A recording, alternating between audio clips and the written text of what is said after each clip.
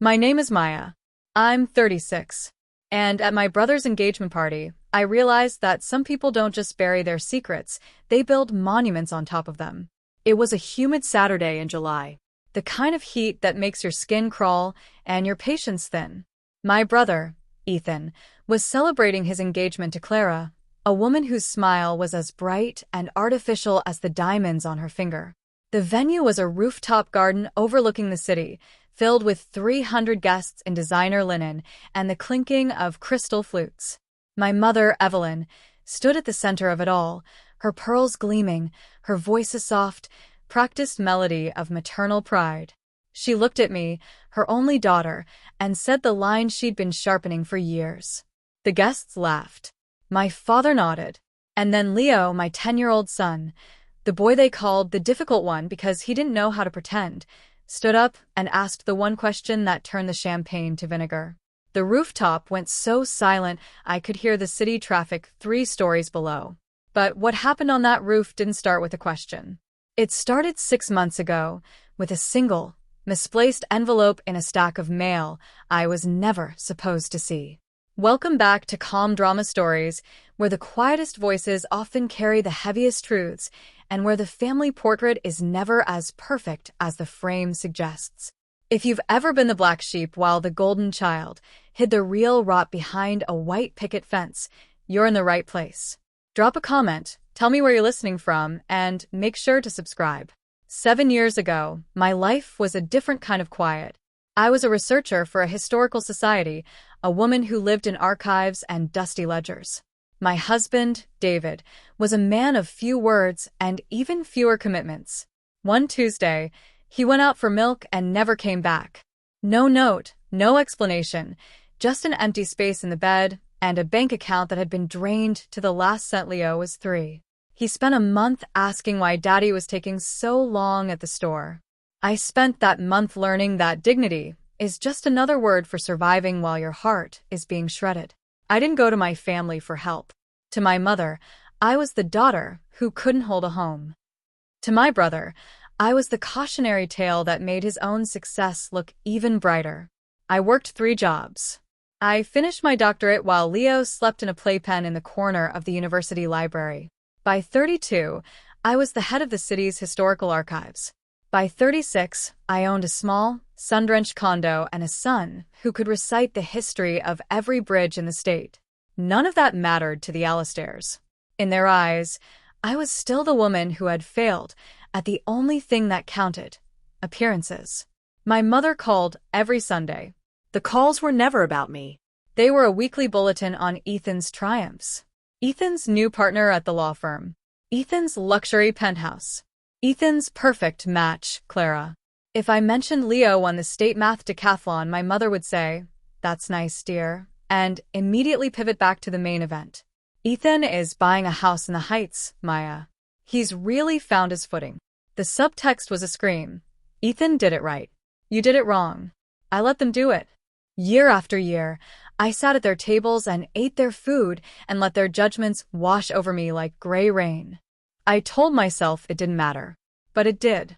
Because when you let people tell a lie about you for long enough, they start to believe it's the truth. And eventually you start to believe it too. The engagement party was my mother's masterpiece.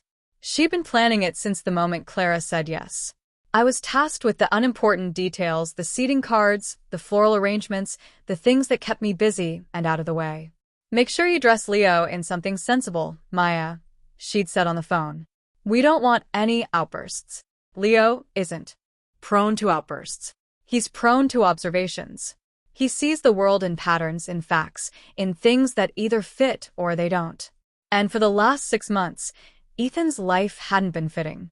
It started when I was helping my father move some old files from his study. My father, a retired judge, is a man of meticulous order. But age has a way of fraying the edges of even the tightest ship.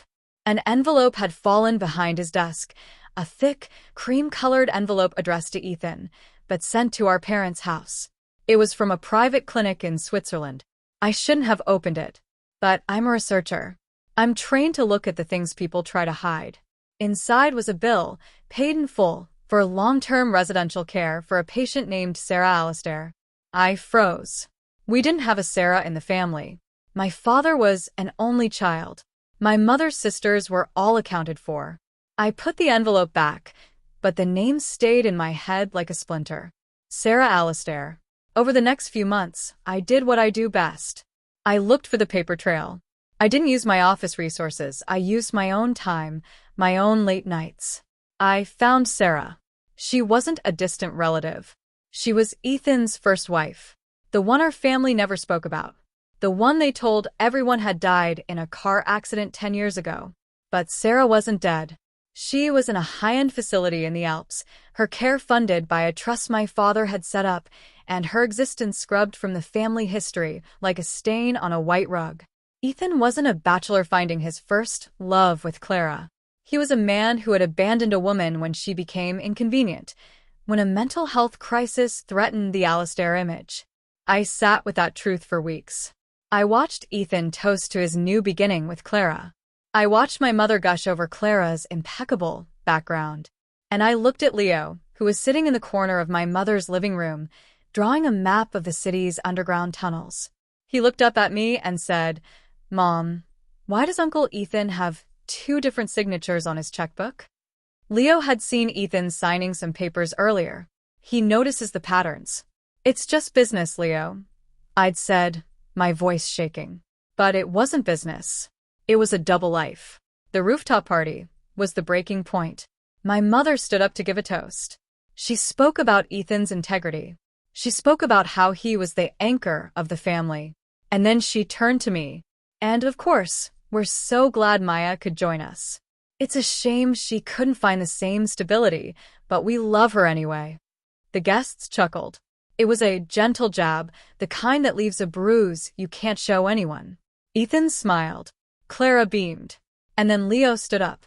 He walked to the center of the roof, his dinosaur tie slightly crooked, and he looked straight at Ethan. "Uncle Ethan," Leo said, his voice clear and piercing in the sudden hush. "If Clara is your first wife, why did you send a birthday card to Sarah Alistair last week and call her your forever?" The silence that followed was absolute. I could see the color drain from Ethan's face, turning him the color of ash. My mother's hand gripped her glass, so hard I thought it would shatter. Clara looked between Ethan and Leo, her smile finally breaking. "Leo, sit down," my mother hissed, her voice a serrated edge. "But Grandma," Leo said, his eyes wide and honest. "I saw the card in the mail. It had the same signature as the one on the engagement invite. And it said Sarah was in a special hospital. Why is she in a hospital if she's dead?" I stood up then, not to silence my son, but to stand beside him. I felt the weight of 15 years of failed expectations lift off my shoulders. I looked at my mother, who was ready to blame me, to blame Leo, to blame anything but the truth. "He's right, Mom," I said, my voice steadier than it had ever been in that house. "I've seen the bills. I've seen the records. Sarah isn't a secret you can bury anymore. And you shouldn't have let Ethan build a new life on the bones of the old one." Clara walked away first. She didn't scream. She didn't cry. She just took off the ring, set it on the edge of a champagne bucket, and walked to the elevator. The guests followed shortly after, a sea of hushed whispers and avoided eye contact. My mother turned on me then, her face contorted with a rage I'd never seen. "You ruined him. You let that boy ruin his life." "No, Mom," I said, picking up my coat and taking Leo's hand. "Ethan ruined his own life the moment he decided a person was less important than a reputation. I'm just the one who stopped helping him hide it." We walked out of that rooftop garden and into the cool night air. Leo looked up at me as we waited for the valet. "Did I do a bad thing, Mom?" I knelt down and looked him in the eyes. "No, Leo. You did the hardest thing. You told the truth when everyone else was too scared to even whisper it." I drove home that night and didn't look back. I knew the Sunday calls would stop. I knew I'd never be invited to another Alistair dinner. And for the first time in 36 years, I realized that wasn't a loss. It was a promotion. I'm Maya. I'm 36. And I'm no longer the daughter who couldn't keep a home. I'm the woman who built one on the truth. And in this house, we don't hide the mess. We just learn how to clean it up together. Drop a comment if you've ever had to speak a truth that no one wanted to hear. And remember, the loudest silence is the one that hides a lie. Subscribe for more stories where the truth finally gets the last word.